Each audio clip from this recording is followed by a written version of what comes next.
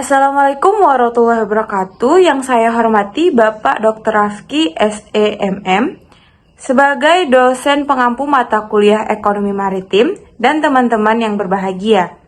Di sini saya sebagai moderator dan bersama teman-teman saya akan mempresentasikan hasil dari wawancara terkait permasalahan nelayan yang telah kami wawancarai pada tugas sebelumnya. Langsung saja agar mempersingkat waktu.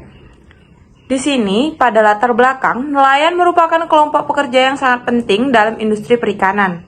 Mereka bertanggung jawab untuk menangkap ikan dan sumber daya laut lainnya untuk memenuhi kebutuhan pangan dan kehidupan sehari-hari. Dari hasil wawancara kami terhadap para nelayan, permasalahan yang dihadapi para nelayan yaitu adanya faktor cuaca yang tidak menentu, yang mana dapat menyebabkan nelayan kesulitan untuk pergi melaut, keterbatasan akses, dan teknologi yang dapat mempengaruhi hasil tangkapan mereka. Ada juga dari beberapa nelayan yang mengeluhi mengenai BBM atau bahan bakar minyak.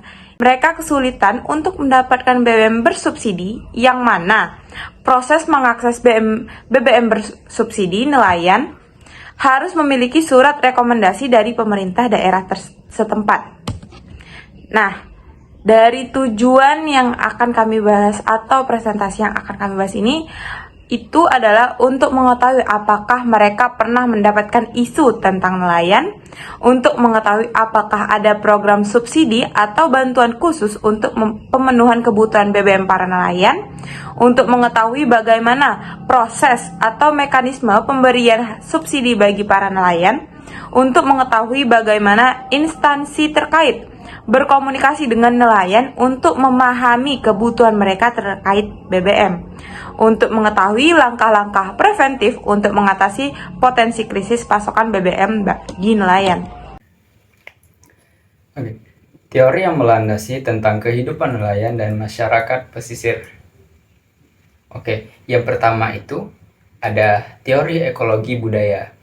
Teori ini mengacu pada hubungan antara manusia dengan lingkungan mereka. Teori ini berfokus pada bagaimana manusia memanfaatkan sumber daya alam untuk memenuhi kehidupan mereka, termasuk nelayan dan masyarakat pesisir yang mengandalkan laut untuk hidup mereka.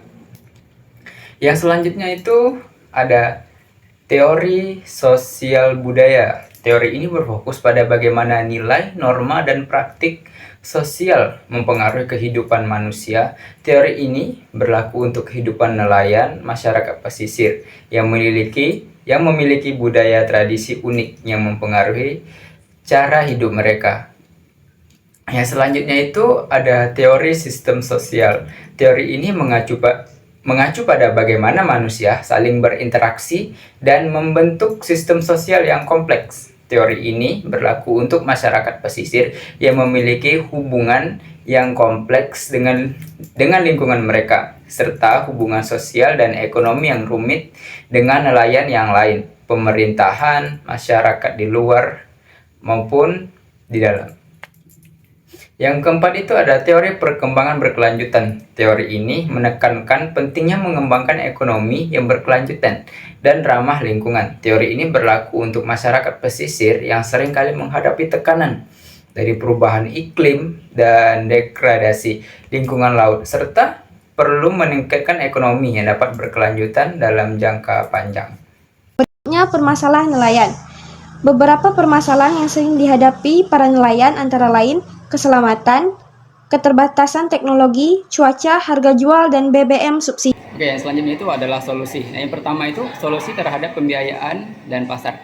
Program-program yang membantu memberikan akses terhadap pembiayaan yang terjangkau dengan pasar yang menguntungkan telah diperkenalkan untuk membantu nelayan meningkatkan aspek ekonomi dan pekerjaan mereka. Yang selanjutnya itu ada penguatan organisasi nelayan, yaitu organisasi nelayan dan koperasi telah didukung untuk memberdayakan nelayan secara kolektif untuk meningkatkan negosiasi dengan pembeli dan memperjuangkan kepentingan bersama terkait dengan kebijakan perikanan. Oke, yang terakhir itu ada pendekatan partisipatif.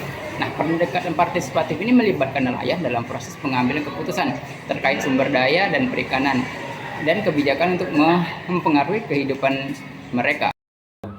Pengembangan teknologi baru seperti alat tangkap yang ramah lingkungan dan navigasi, pendidikan dan pelatihan, memberi pengetahuan dan keterampilan baru kepada nelayan, membantu mereka memahami praktek penangkapan ikan, konservasi sumber daya, upaya konservasi pengelolaan sumber daya perikanan, membantu mereka keberlanjutan sumber daya laut.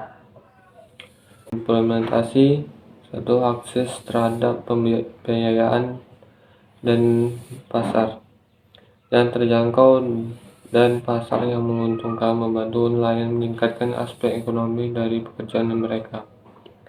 Penguatan organisasi nelayan, ia membantu mereka memberdayakan nelayan secara kolektif, meningkatkan mereka untuk meningkatkan negosiasi dengan pembeli. Kesimpulan, nelayan menghadapi masalah seperti keselamatan, keterbatasan teknologi, cuaca, harga jual, dan BBM subsidi.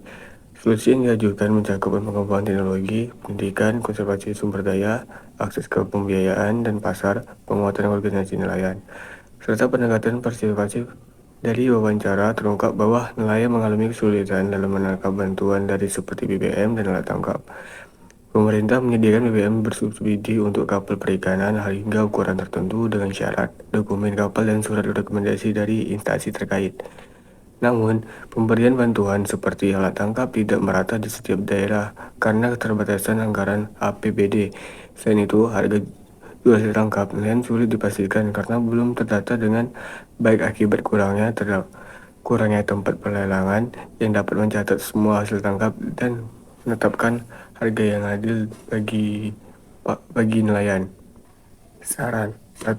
Dapat mempertimbangkan untuk diversifikasi mata pencarian mereka dan mengembangkan keterampilan baru di luar pekerjaan nelayan, seperti pertanian, pariwisata, atau kerajinan tangan. Hal ini dapat membantu mengurangi ketergantungan pada hasil tangkap ikan dan meningkatkan keberagaman sumber pendapatan. 2. Nelayan dapat memanfaatkan peluang untuk mendapatkan pendidikan dan pengetahuan baru terkait manajemen sumber daya perikanan, teknik penangkapan ikan yang berkelanjutan dan keterampilan bisnis. Hal ini dapat membantu mereka meningkatkan efisiensi operasional dan mengoptimalkan hasil tangkap ikan. 3. Nelayan dapat membangun jaringan dan kemitraan dengan nelayan lain. Organisasi nelayan dapat membangun dan pihak-pihak terkait lainnya. Hal ini dapat membantu mereka dalam pertukaran informasi, mendapatkan akses terhadap pasar, dan meningkatkan kekuatan negosiasi. 4.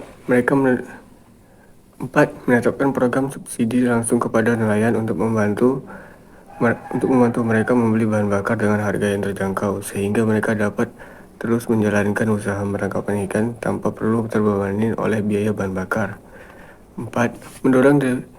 Mendorong diversifikasi mata pencarian nelayan dengan memperkenalkan alternatif penghasilan di luar kegiatan penangkapan ikan yang membutuhkan konsumsi bahan bakar yang tinggi, sehingga budidaya laut, pariwisata, atau pengelolaan sumber daya pesisir. 6.